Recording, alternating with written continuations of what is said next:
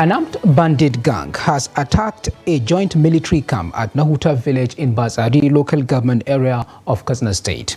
A security source attached to the camp told newsmen on Monday that the attack was carried out at about 11:30 p.m. on Sunday. The hoodlums destroyed vehicles and some valuables during the assault. Although no life was lost, the source explained that the personnel attached to the camp succeeded in repelling the attack. He noted that the hoodlums, who also invaded Nahuta town, burgled some shops, broke into houses, and carted away properties and domestic animals worth millions of naira. Security agencies were yet to issue a statement on the attack as at press time.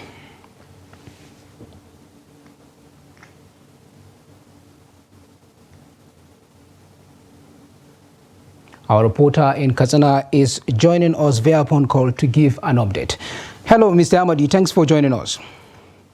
Thank you very much for being there for us. Now, what do we know about the details and sequence of the attack? At the moment, residents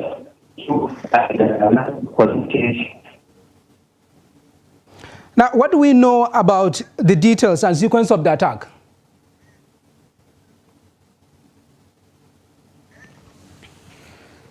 Mr. Amadi, can you hear me? It seems we lost him due to technical interference. Now, in a disturbing incident, a young girl abducted in Duz area of the Federal Capital Territory, FCT, has met a tragic end at the hands of her captors with her family. FCT has met a tragic end at the hands of her captors after her family failed to meet the demands ransom of 50 million naira. The victim, along with her two cousins and other residents, including her mother and three siblings, fell prey to abduction on Sunday, January 7, 2024, at Sangwari Layout Estate, Duzi. Sadly, the lifeless body of the young girl was discovered among 4 corpses of kidnapped victims dumped at Eda, near Ushapa, Buari Area Council. Hassana Suleiman, a family member, revealed that the kidnappers initially demanded a ransom of 50 million naira for the release of the deceased and her two cousins. The tragedy unfolded when the family was unable to meet the ransom requirement. This chilling incident underscores the urgent need for enhanced security measures and concerted efforts to combat the rising menace of kidnappings in the region.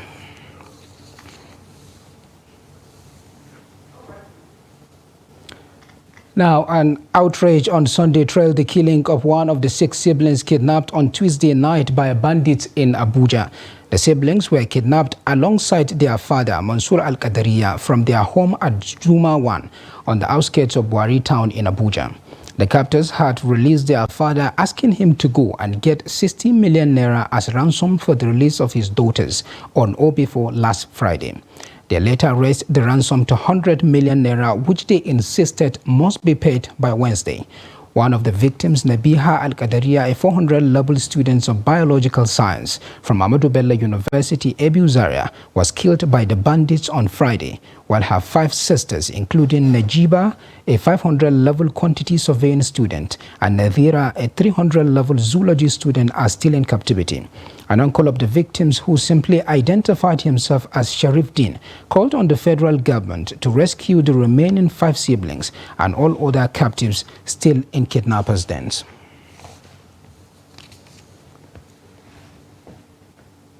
Now, the recent tragic incident involving the kidnapping and killing of Nabiha along with her 5 sisters in Zuma 1 of the Buari Area Council of the FCT has heightened concerns about the escalating insecurity in Nigeria's capital.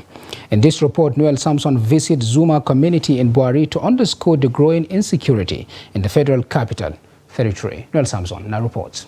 A visit to Zuma 1 community in the Buari axis of the FCT reveals the tense atmosphere, with many houses locked, including family residents of the late Nabiha. Efforts to engage with the committee members proved challenging, prompting a turn to the FCT command for insight into the response to the escalating security issues in the FCT. We've been conducting readings in some of our identified black spots. We've been demolishing some shanties, areas that pose as a threat to security within the FCT.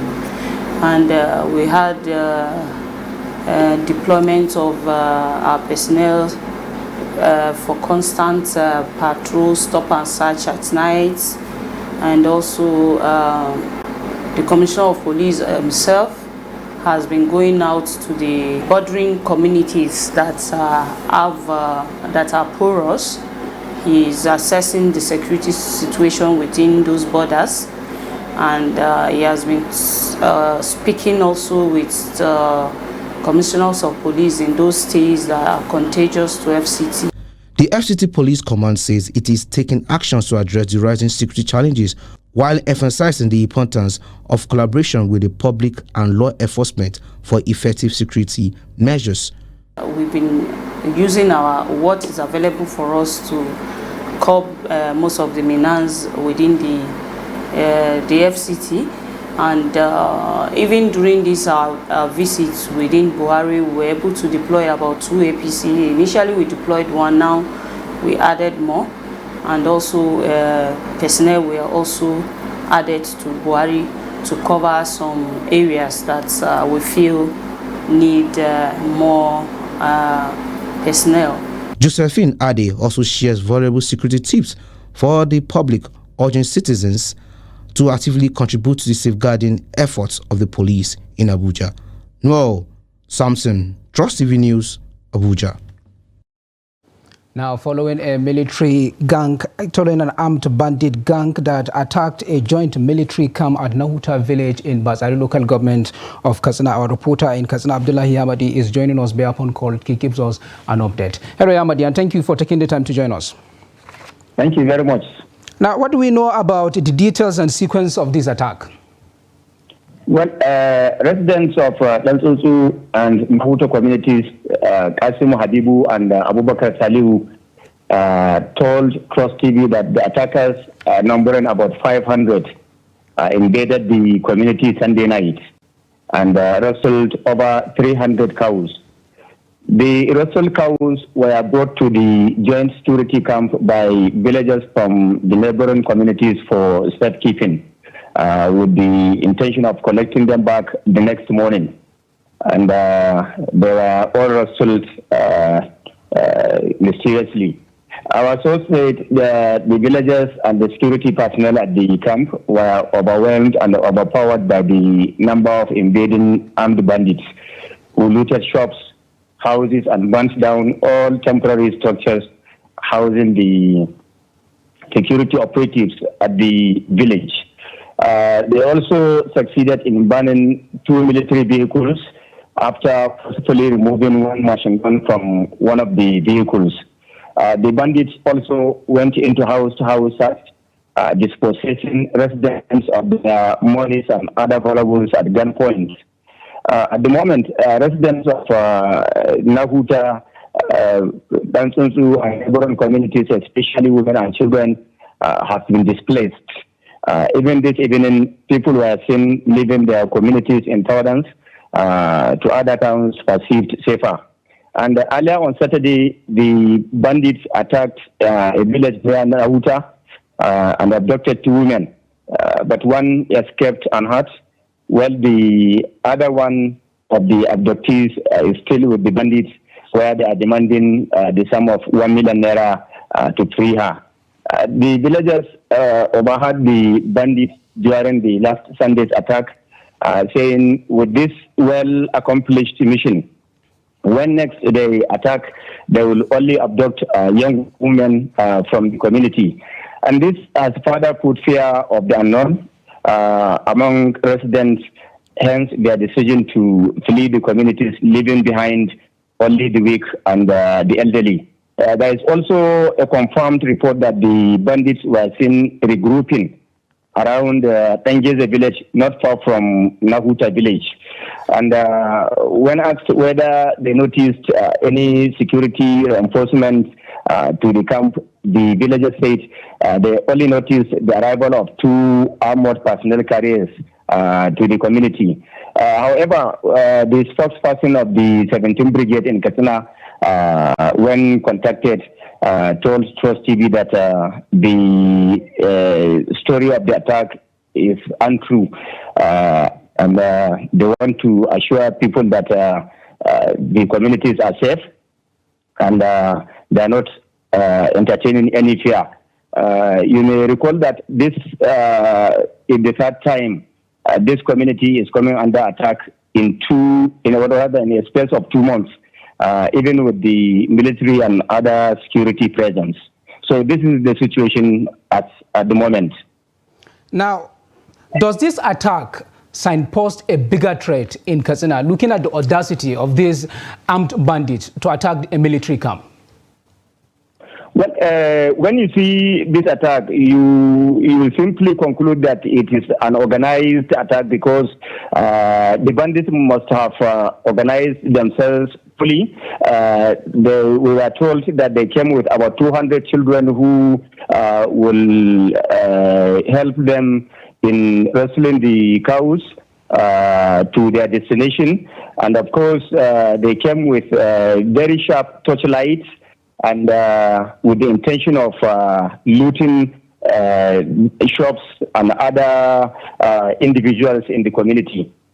So this has further put fear in the minds of the residents who are peacefully living in the community. And recently, this is the same community that was attacked. Many farmers were killed on their farm while working just last month, or last month. So there is this apprehension and fear among the residents of this community. All right, there we have been speaking to our reporter in Katsina State, Abdullahi Yamadi. Thank you so much for the update and stay safe. Thank you so much. Thank you. Now, moving on. Due to the rising insecurity resulting in kidnapping and incessant attacks on residents in Abuja by bandits, the Federal Capital Territory FCT Commissioner for Public Complaints, Alhatu Ezekiel, has asked the federal government to prioritize the area's security situation and immediately declare a state of emergency. Alhatu was speaking on Monday at a press briefing organized to address the insecurity in the FCT. He also called on the FCT Minister, Nyesom Wike, to suspend all projects currently ongoing, if need be, to address insecurity, which he said involves the lives of FCT residents.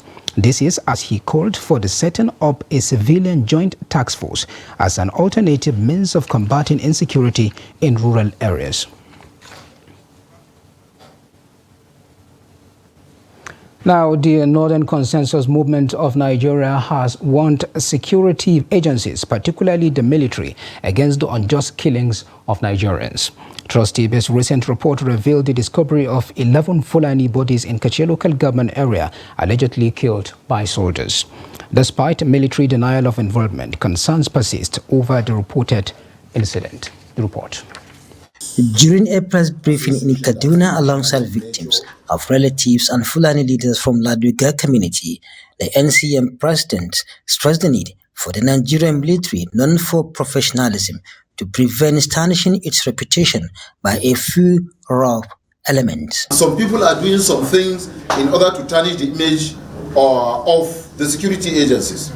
We are calling on the security agencies to watch out for the bad acts or people that are working towards tarnishing the good name, the good image, the professional acceptability that the security agencies have within Nigeria, Africa, West Africa, African continent, and even the world over. Nigerian soldiers are respected, are seen to be professionals, are recognized as such, and we wish for the Nigerian soldiers and all security agencies in Nigeria to maintain that good name by not allowing any bad acts to come and infiltrate and commit crime in their own name.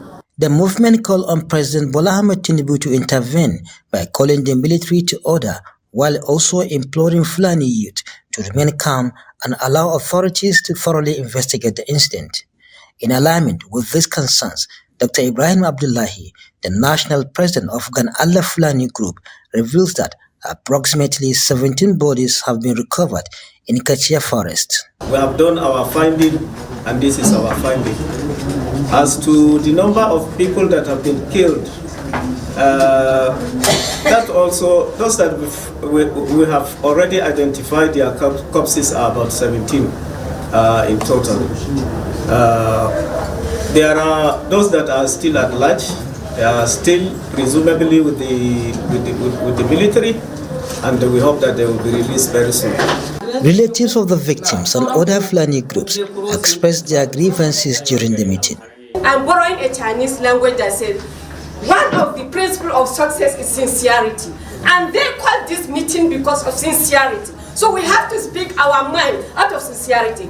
They make a heartfelt appeal to Chief of Defense Staff Christopher Musa, urging an end to alleged unlawful military killings of innocent people. Additionally, they call on northern governors to take decisive action to halt the unjust killings of Fulani in society. The plea is for a comprehensive investigation into the matter to ensure justice prevails. Bella Musa, Trust TV News, Kaduna. Now, President Bola Tinubu on Monday led all heads of the three arms of government to the wreath-laying ceremony at the National Arcade, Abuja, to commemorate this year's Armed Forces Remembrance Day. All the principals of the three arms of government were present to lay the wreaths to honor the fallen heroes and those members of the armed forces that are still engaged in conflict zones around the world. Kede Amadou now reports.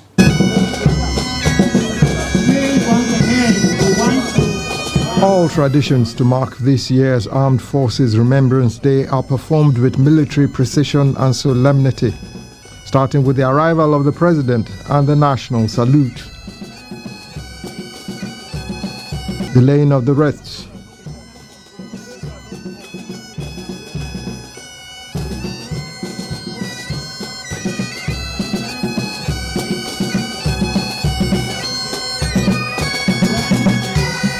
The 21-gun salute.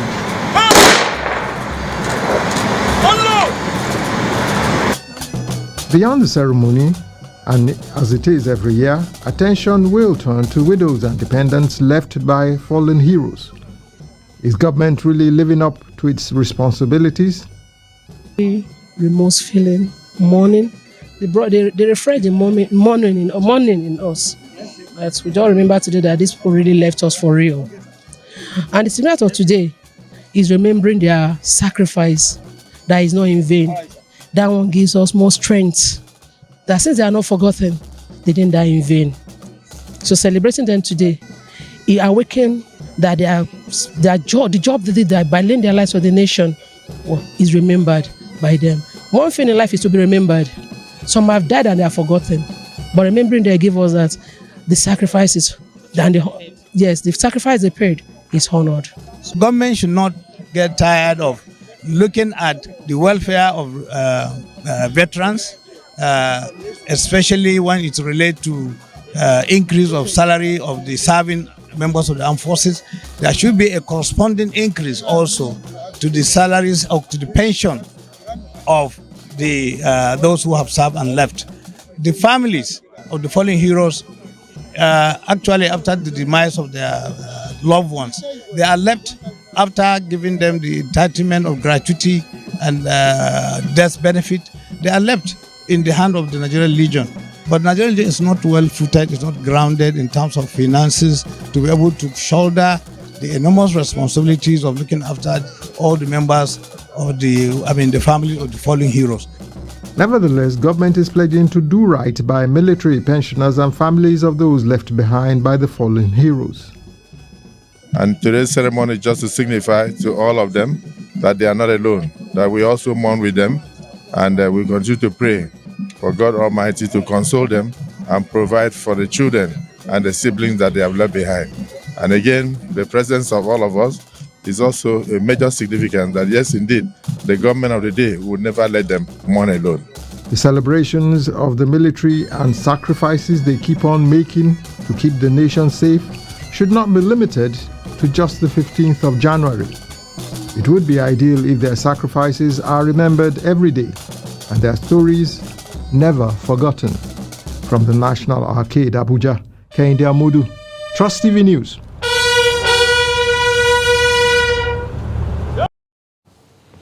This is News Update on Trust TV. Coming up after the break. CCB invites Interior Minister Tunji Ojo over alleged 438 million naira contract scam. Details of that and more after the break. Please stay with us. Join us for the 21st Daily Trust Dialogue and presentation of the 2023 African of the Year. This year's theme, Tinubu's Economic Reforms, Gainers and Losers, will be chaired by Dr. Shamsuddin Usman, former Minister of National Planning. Guest speakers, Wale Edun, Minister of Finance and Coordinating Minister of the Economy, Dr. Victoria Akai, Immediate Past Director General, Abuja Chamber of Commerce and Industry, Comrade Joe Ajero, President, Nigeria Labour Congress. This event takes place at NAF Conference Center and Suites, Kado Expressway, Abuja on Thursday, 25th of January 2024, 10 a.m. Attendance is free, and you can watch the live broadcast on Star Times Channel 164 or Nicomsat free to air. For sponsorship, branding, and participation, please contact 081-5176-4600 or 080-3392-8902. Don't miss this insightful dialogue shaping the economic landscape in Nigeria. Welcome back. If you are just joining us, this is the news update on Trust TV. And here is a recap of some of our top stories. Bandits attack military camp in Katsina, loot homes, destroy vehicles, orders.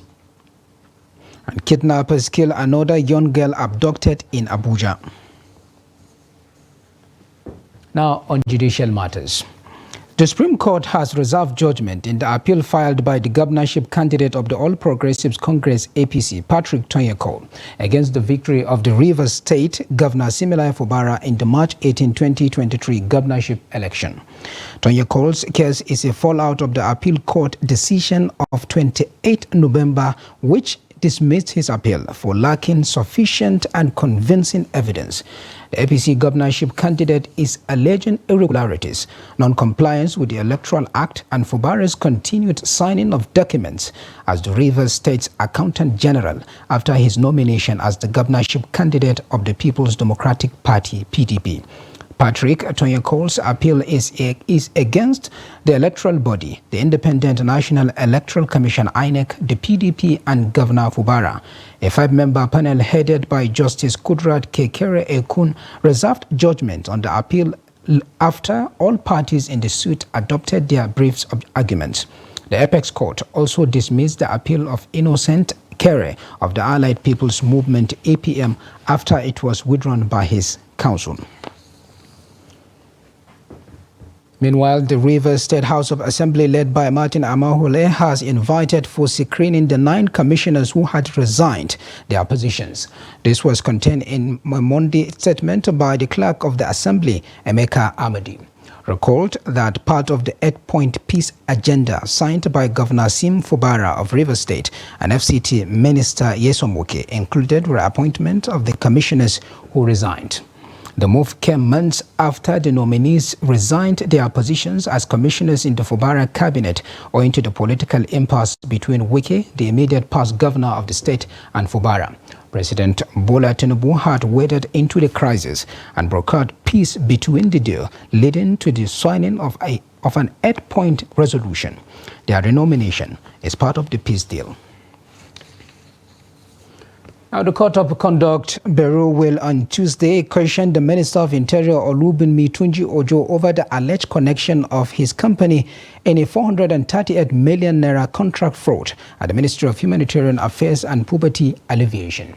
It was alleged that the New Planet projects, reportedly belonging to the minister, benefited from the contract. Tunji Ojo was dragged into a litany of sharp practices involving the Humanitarian Affairs Ministry following the suspension of Beta Edu, who headed the ministry by President Bola Ahmed Tinubu.